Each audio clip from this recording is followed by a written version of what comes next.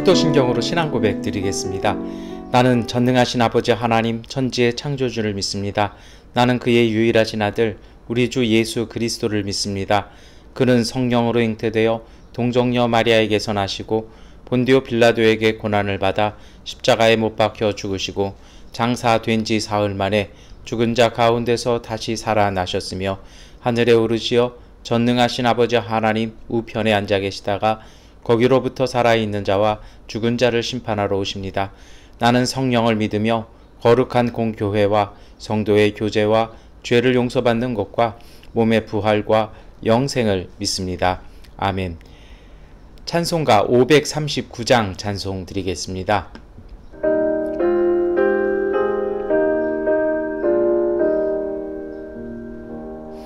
너 예수께 조용히 나와 내 모든 짐 내려놓고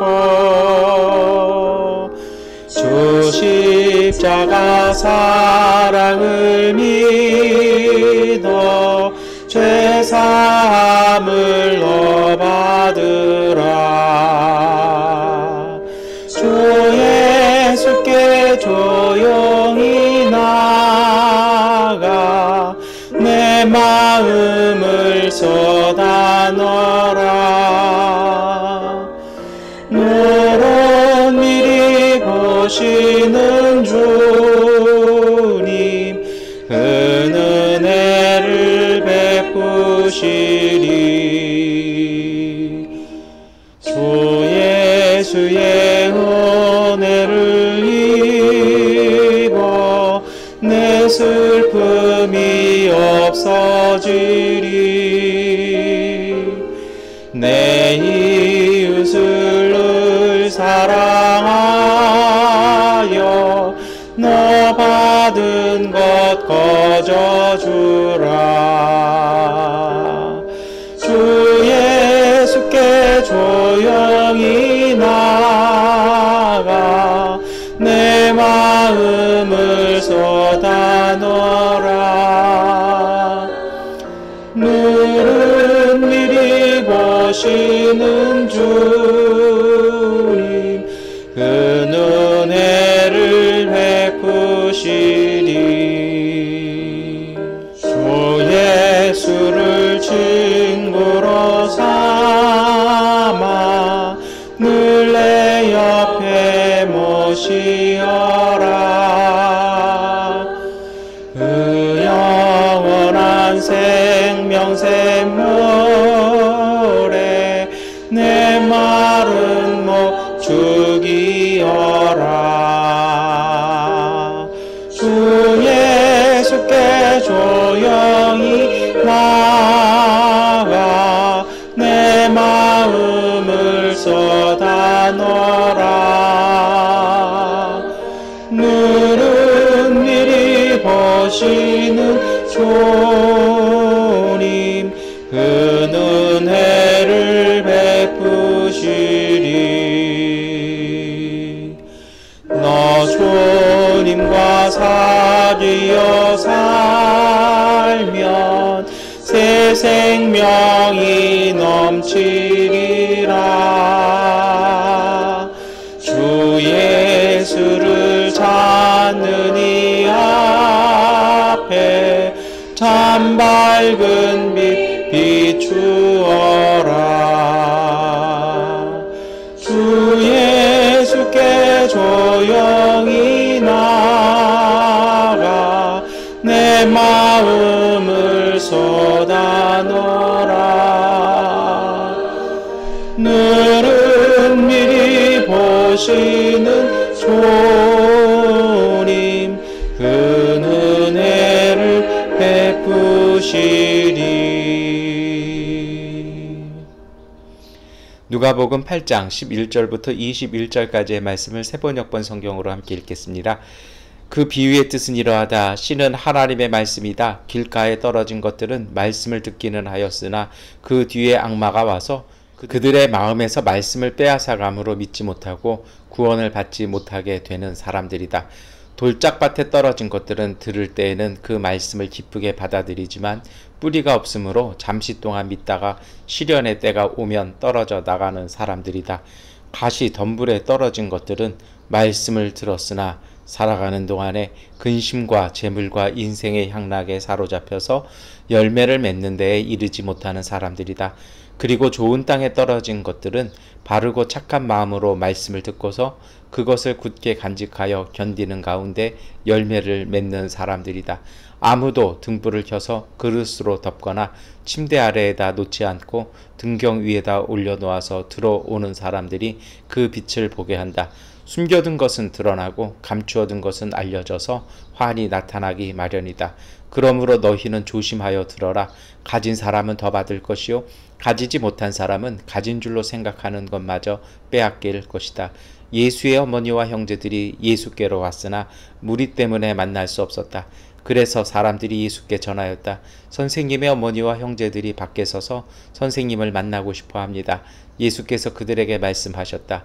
하나님의 말씀을 듣고 행하는 이 사람들이 나의 어머니요 나의 형제들이다. 아멘.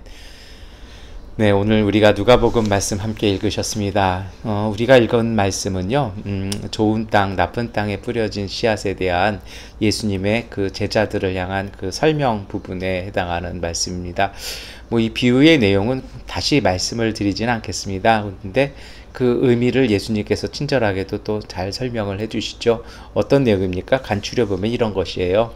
뭐냐면 길가나 돌짝이나 가시덤불이나 같은 경우에요. 뭐냐면 하나님께서 생명을 주시고 하나님께서 정말 은혜를 주셨는데 그것을 잘 감당하지 못했다라는 것입니다. 그러니까 잘 이렇게 받아들이고 그것을 잘 쓰지를 못했다라는 것이죠. 예전에 그런 걸 한번 제가 본 적이 있어요. 어떤 분한테 제가 어떤 좀 뭘 하나 물건을 쓰고 있었는데 그와 동일한 게 하나가 더 이렇게 주셨어요. 그래서 이렇게 두 개를 가지고 있을 필요는 없잖아요. 그래서 이제 그거를 이제 다른 분한테 이렇게 좀 그걸 탐내하시던 분한테 이렇게 선물로 주었습니다.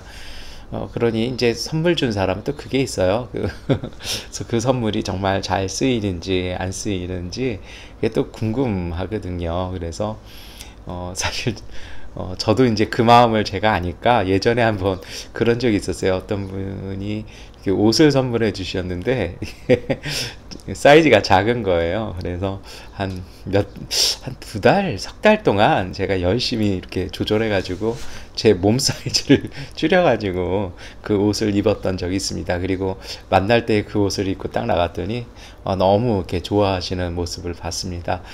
여러분 그렇거든요. 원래 그 선물 받은 거는 사실 그래요. 선물이라는 건요 그냥 주지는 않아요.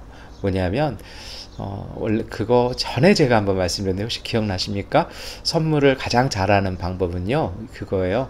어떤 한 분이 정말 그거를 갖고 싶거나 쓰고 싶은데 사실은 좀 부담이 약간 되어서 하지 못할 때, 그럴 때 이제 그걸 선물하면 그게 감동이 되는 것입니다.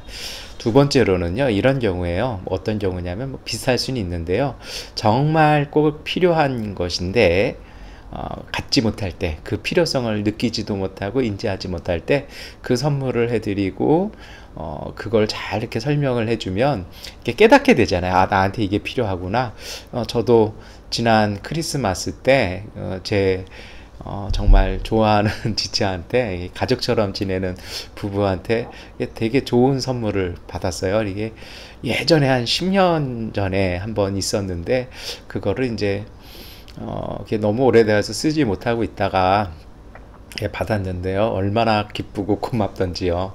그리고 그게 사실은 제 건강 생활에는 무지한 도움이 지금 현재 되고 있습니다. 근데 여러분, 원래 선물이란 게 그렇거든요. 근데 그때도 저도 드렸는데, 몇 개월이 지나서 이렇게 우연히 무심코 보게 됐어요. 그러니까, 선물 드린 그대로, 포장지조차 그대로. 그래서 좀 마음이 좀 그렇죠. 여러분, 원래 그런 거예요. 그래서, 하나님께서도 오늘 우리에게 많은 선물을 주십니다. 그런데 중요한 건 우리가 그것을 잘 받아서 잘 쓰지 않으면 어렵습니다. 그런데 왜 못 쓸까요? 저도 그분이 왜 그 선물을 그렇게 사실 탐냈었는데 왜 못 쓸까 이렇게 생각을 해봤어요. 뭐가 붙잡고 있냐면요. 걱정과 당장 눈앞에 있는 현실을 이렇게 보면은요, 그걸 쓰지 못하는 것이죠. 그래서 오늘 본문에도 뭐라고 나와 있습니까? 길가에 있는 건 누가 문제입니까? 악마가 와서 말씀을 빼앗고요. 13절에 보니 돌짝밭에서는 어떻게 나와요? 뿌리가 없으니까 잠시 있다가 금방 말라버린다라는 것입니다. 이게 쉽게 말하면 이렇게 인내하는 힘, 다시 말하면 좀 지구력, 뭐 뚝심 뭐 이런 걸 수도 있어요. 이게 없다라는 거죠. 견뎌내질 못한다라는 것입니다.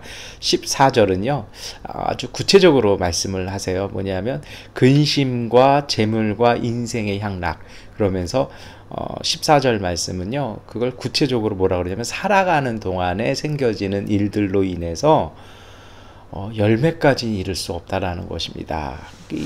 그렇게 되는 것, 좀 남의 일 같진 않아요. 우리의 일 같기도 하고 그렇죠. 근데 여러분, 그래요. 뭐 선물을 딱 받았는데 주변에 내 삶 속에서의 여러 가지 문제들, 아픔들, 내 감정들, 두려움들 이런 것이 있으면 그게 어디 기분이 나겠습니까? 그런 즐거움도 이렇게 없죠. 그런데요, 여러분, 이걸 우리가 잘 생각을 해보셨으면 좋겠어요. 환경도 중요하고 모두 중요하지만 하나님께서 좋은 것 주시면 그것을 잘 감당하는 것이 곧 승리하는 비결 중에 하나입니다. 그래서 15절 말씀에 예수님께서 이와 반대되는 좋은 땅을 말씀하시거든요. 우리 15절 말씀 함께 읽겠습니다. 그리고 좋은 땅에 떨어진 것들은 바르고 착한 마음으로 말씀을 듣고서 그것을 굳세게 간직하여 견디는 가운데 열매를 맺는 사람들이다. 여러분, 좋은 땅이라는 것이요, 땅이 뭐 토양지고 물이 있고 기름인 게 아니라는 거예요. 원래 우리 생각에 좋은 땅이란 그런 거잖아요. 영양분도 많고 물가에도 가깝고 뭐 이렇게 정말 이렇게 좋은 흙들이잖아요. 근데 오늘 예수님은 그게 이렇게 말씀하시는 게 아니고요. 뭐라고 얘기합니까? 중요한 건 이 바르고 착한 마음이라는 거예요. 여러분, 그런 것도 있어요. 뭐냐면 사람이 많이 상처를 받고 많이 주변에 시달리다 보면 바르고 착한 마음이 변질되기가 십상입니다. 그런데요, 정말 강한 사람, 이 바르고 착한 마음을 가지기 위해서 필요한 것이 뭐냐면 그 하반절에 나오는 말씀이죠. 굳게 간직하여 견디는 마음이 필요합니다. 뭐 저도 이렇게 말씀을 드립니다만 그게 결단코 쉬운 일은 아닙니다. 사람은 영향받기도 돼 있고요. 여러 번 하다 보면 화도 나기도 하고 억울하기도 하고 한스럽기도 하고 때로는 심지어 하나님이 원망스럽기도 해요. 어떻게 해야 이 좋은 땅 될까요? 예수님도 짧게 말씀하셨잖아요. 그리고서 보통은 성경을 읽을 때 요 15절까지를 이제 좋은 땅, 나쁜 땅의 비유라고 이렇게 딱 하고 16절부터는 등불의 비유 이러거든요. 근데 저는 그렇게 나누는 것이 조금은 잘못인 것 같아요. 왜냐하면 어떻게 해야 바르고 착한 마음을 굳게 간직하고 견디는 걸까요? 그게 참 의문스럽지 않겠습니까? 그걸 말씀을 해주셔야죠. 저는 그것이 16절부터의 말씀이라고 생각을 합니다. 우리 16절 말씀 함께 읽겠습니다.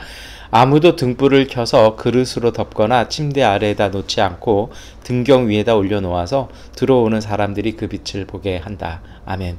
여러분, 예수님께서는 이 등불에 대한 이야기를 또 해주시는 거죠. 무슨 얘기냐면요, 이 저녁 어둑어둑질 때 되면 옛날에 이렇게 등불 켜잖아요. 근데 이 등불이라는 게 우리의 뭐 전기불 같은 것도 아니고 뭐 촛불 같은 것도 아니에요. 이렇게 점토 항아리에 이렇게 기름을 담아서 심지에다 이렇게 하는 그런 조그만 옛날 우리나라 호롱불 같은 거예요. 근데 그걸 켰으면요, 그걸 덮지도 않고 그릇으로 덮어놓거나 뭐 침대 아래에 놓는 거 그 바보잖아요. 모든 이들이 어떡합니까? 불이 잘 비치는 곳에 이렇게 올려놓는 거잖아요. 이게 좋은 땅 만드는 방법이라는 것입니다. 이게 무슨 얘기일까요? 앞에 나쁜 땅이 되는 이야기들 이렇게 쭉 나왔습니다. 뭐 길가도 있었고요, 돌밭도 있었고 가시덤불도 이렇게 있었죠.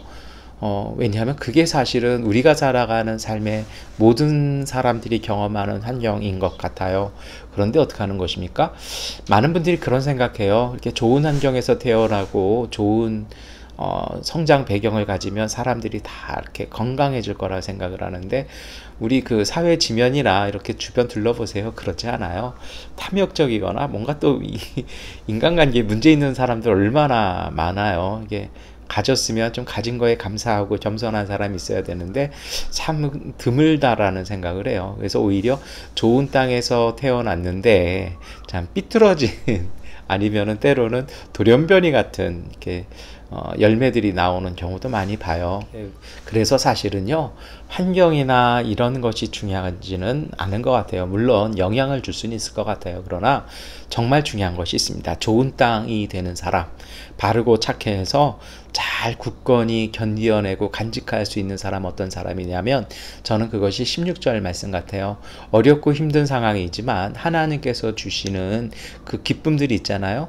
그런 일을 의지하는 것입니다. 다시 말하면 어둠을 많이 바라보는 사람이 아니라 작은 빛이지만 그 작은 빛을 비추어서 세상을 바라볼 줄 아는 것입니다. 우리도 그래요. 제가 이렇게 마음속에 참 이렇게 좋아하는 이렇게 자매가 한 명 있어요. 이렇게 참 귀해요. 항상 보면 제가 젊었을 때부터 쭉 이렇게 지켜보았는데, 청년 시절 때부터요, 이 자매의 가장 큰 특징은요, 그렇게 우울하지 않아요. 때때로 이렇게 좀 속상한 일이 벌어지면 막 이렇게 화도 내기도 하고 엉엉 울기도 합니다. 그런데 배가 고프면 맛있는 음식을 먹고 그러면 또 좋아져요. 다시 말해서 마음속에 분이나 화나 그 어두움을요, 그렇게 많이 품지 않아요. 그리고 오히려 기쁘고 뭔가 즐거운 일이 있으면 그것을 즐길 줄 아는 것이죠. 이게 바로 등경 위에 있는 지혜에 해당하는 것입니다. 여러분, 삶의 주변에 우리가 경험하는 일이 다 어둡진 않잖아요. 그래도 좋은 일은 있고요, 즐거운 일이 있잖아요. 때로는 그런 경우도 있어요. 좀 속상한 일도 있고 이러지만 때로는 길 가다가 먹는 붕어빵 하나가 달콤하고 정말 따스해서 포근하니 달콤하니 행복하지 않습니까?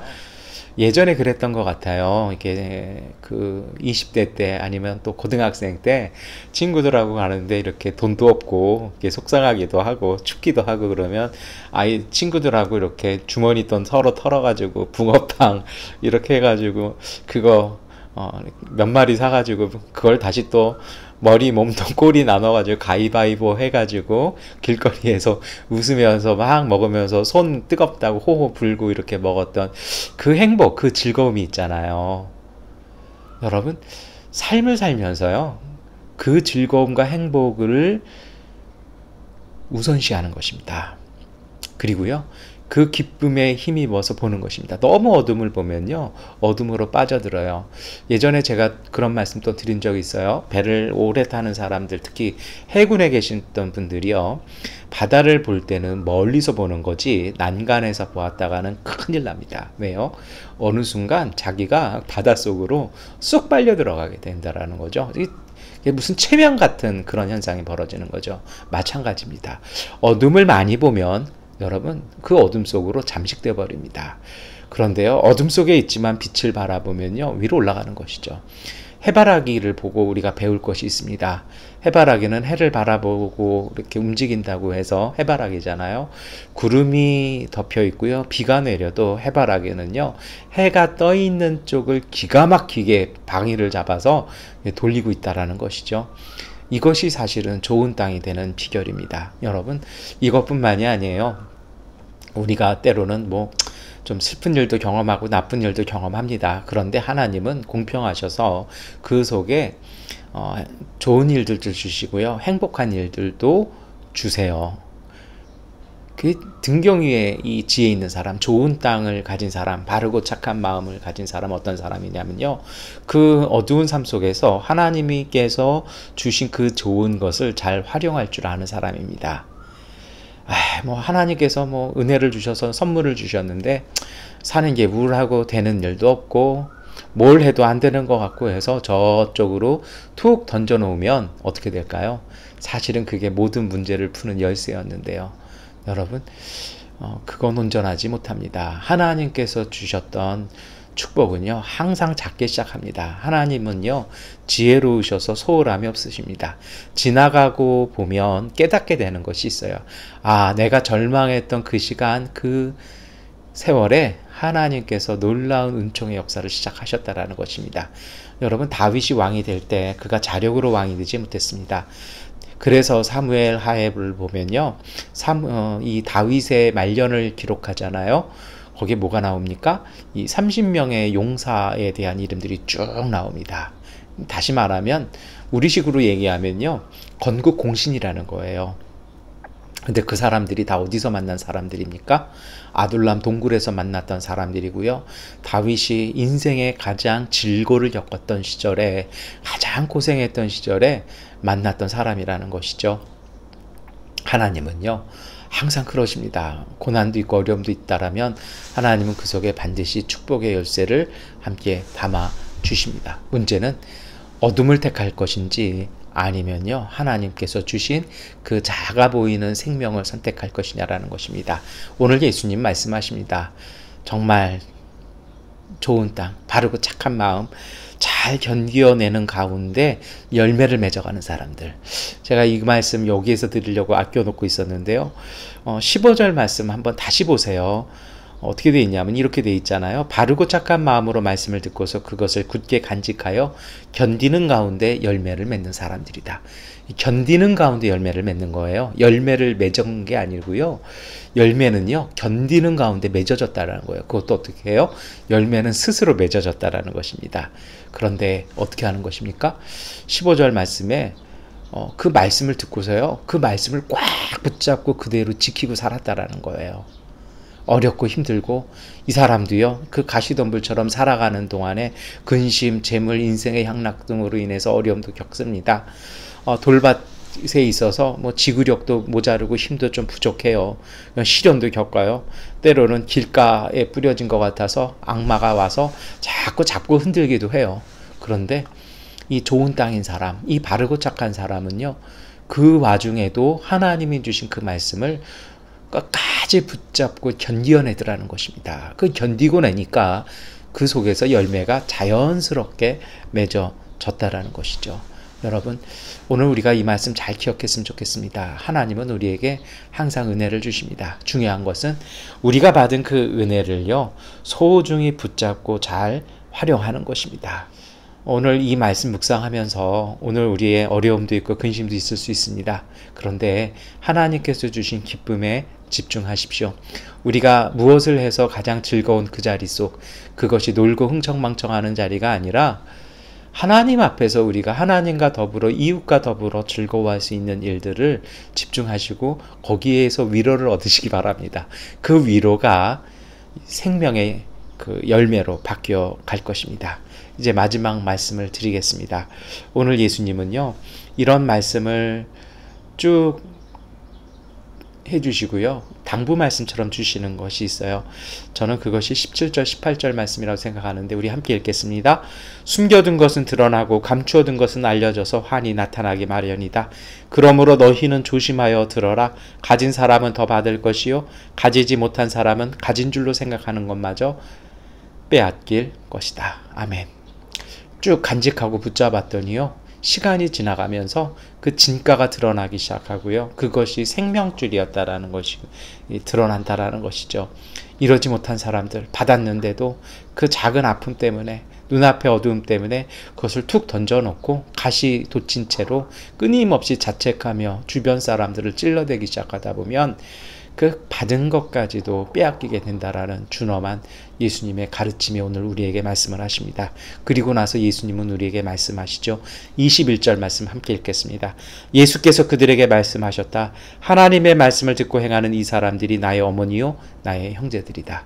여러분, 정말 하나님께서 주신 그 말씀을 붙잡고 살아가는 사람들, 그 사람들을 예수님께서는 나의 형제라고 불러주신다라는 것입니다. 내 형제, 내 가족이므로 예수님께서는 돌봐 주시고 우리를 구원하여 주시고 우리와 함께 하십니다. 이제 우리 하루의 삶을 다시 시작하고 기도할 때인데요. 우리 이렇게 기도했으면 좋겠어요. 하나님, 오늘 우리에게 주신 삶 속에서 하나님 주신 희망, 기쁨, 소망을 붙잡고 주님 말씀 지켜 행할 때 그 지켜 행하는 그 믿음, 그 우직한 믿음이 세상의 어떤 것보다도 밝은 지혜가 되게 하여 주시고 생명이 되게 해달라고 기도하시고 승리하시기를 축원합니다. 기도하겠습니다.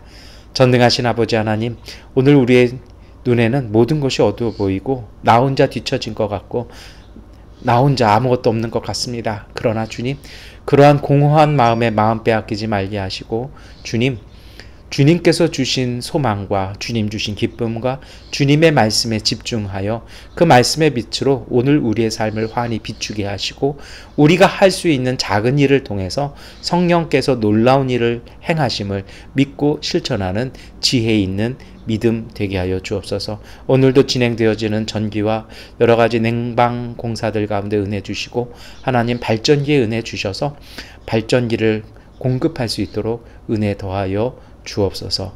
예수 그리스도의 이름으로 기도드립니다. 아멘. 하나님께 기도하는 시간 갖도록 하겠습니다.